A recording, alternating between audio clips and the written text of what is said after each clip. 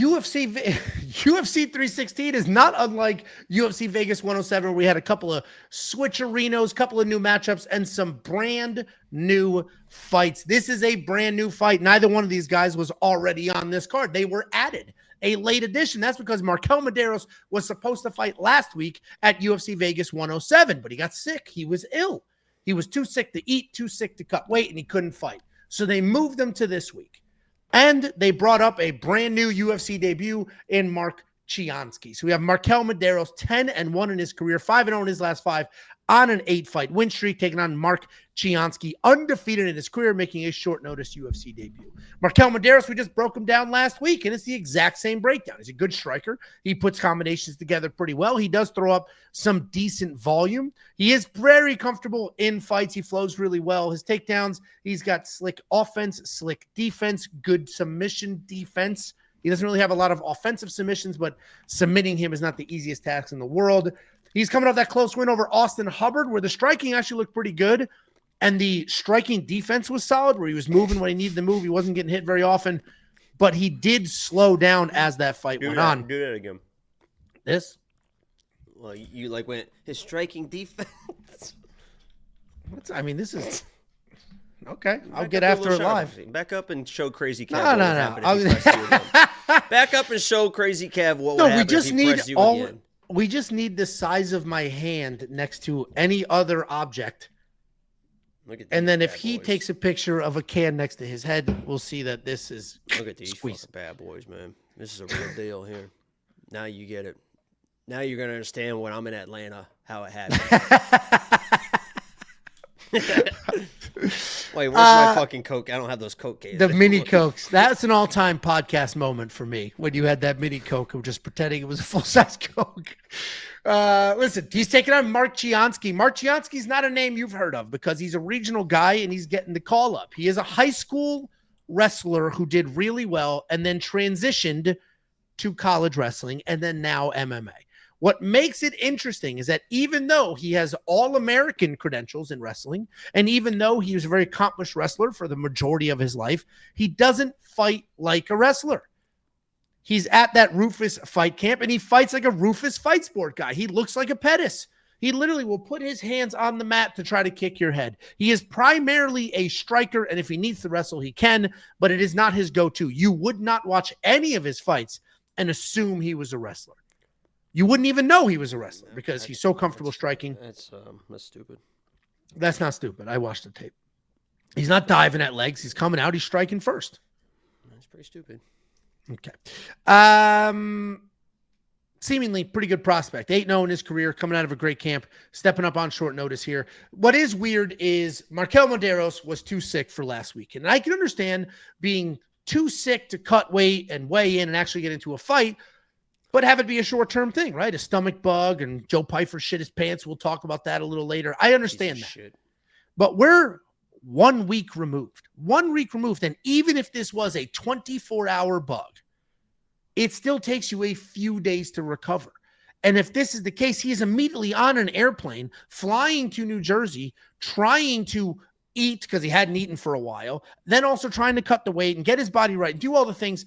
I don't love the circumstances here. Marquel Mederos is probably the better overall fighter. He's a very skilled guy. He's got good striking. He's got good striking defense. But this is a guy who slowed down in his last fight where he had a full fight camp. And now here he is, weird circumstances with an illness.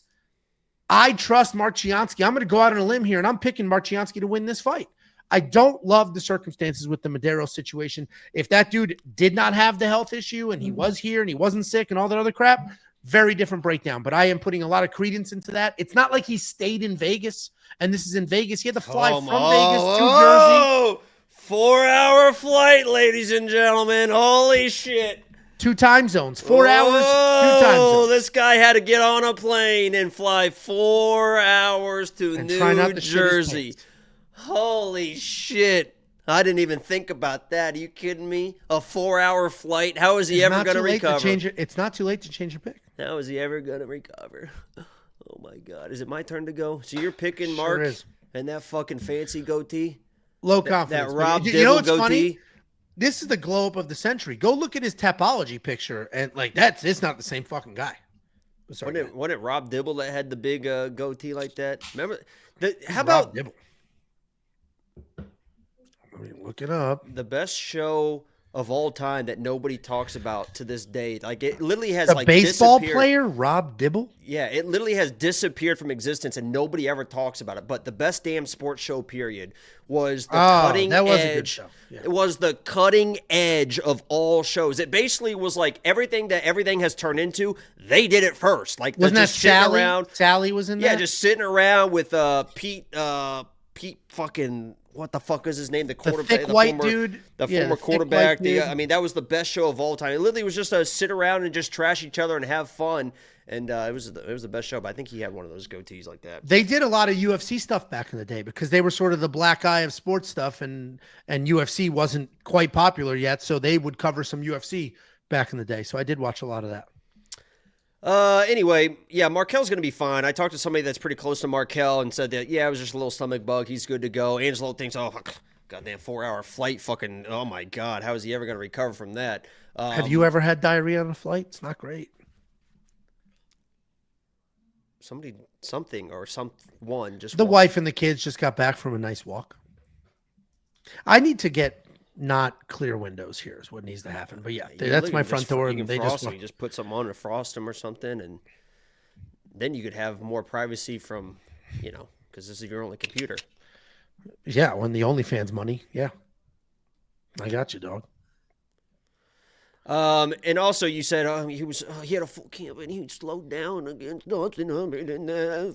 That was at fucking 10,000 feet, Mexico City, and he fucking dogged that shit out. He was the one that reversed the position, split Austin open, and won the third round of that fight in a close fight. He toughed that shit out. I like Markel. There is definitely sometimes in fights where he can be a little bit too confident in his abilities, where he gets in positions and he doesn't have a sense of urgency, doesn't have the tenacity to really kind of get out of positions. And against Mark, there is that pathway where he comes and wrestles, is able to control Markel a little bit, but Markel's seen the level of wrestling that Mark is going to bring in. As you mentioned, Mark isn't like a Marab all-in wrestler. He does shoot takedowns, but he can't get takedown on his own. He fought Ricky Simone's brother, and he got 3 takedowns in that fight, but they were like, one was like a guillotine from Ricky Simone's brother, one like Ricky Simone's brother initiated the takedown and then just kind of fell backwards, and Mark was able to get that takedown. He does have pretty good control when he gets on top. You're going to look at his Instagram. He's got some good scrambles and stuff and does the back take and all this stuff, but Markel's seen that stuff. He used to be at Factory X with Yusuf and Isaac and all those guys.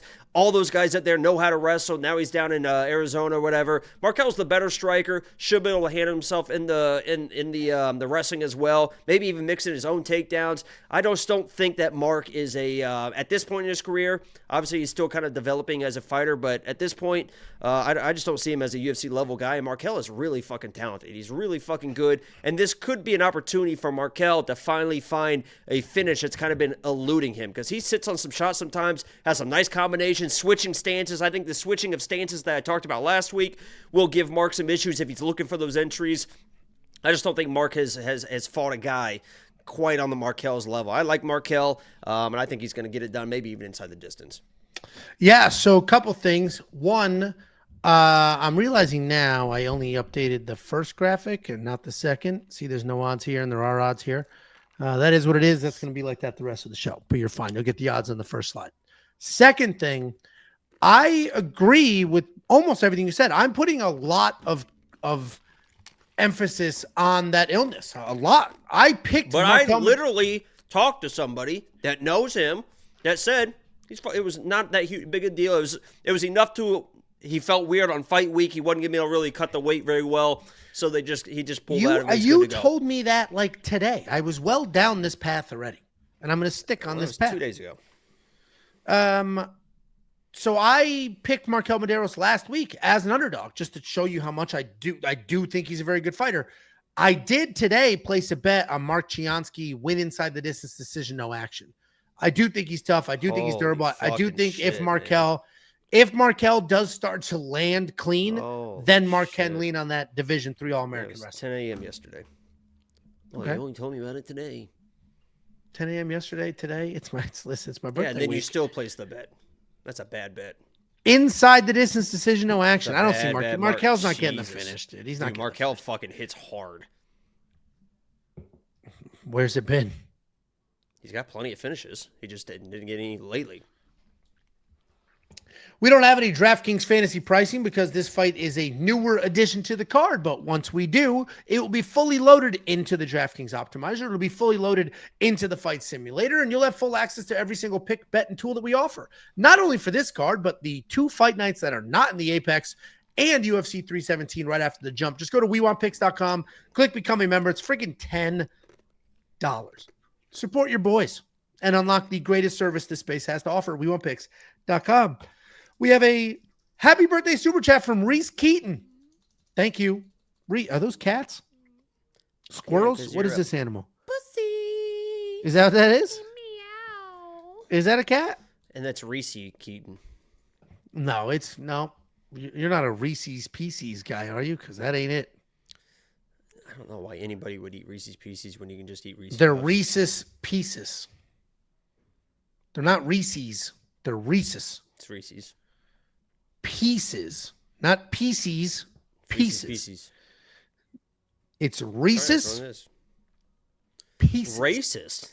Whoa. Actually, hold on a second. We're on the first fight of the night, and you're already picking against a person of color. Are there any other people of color in this card? Ooh. Oh, I don't worry. I got one later. We're good.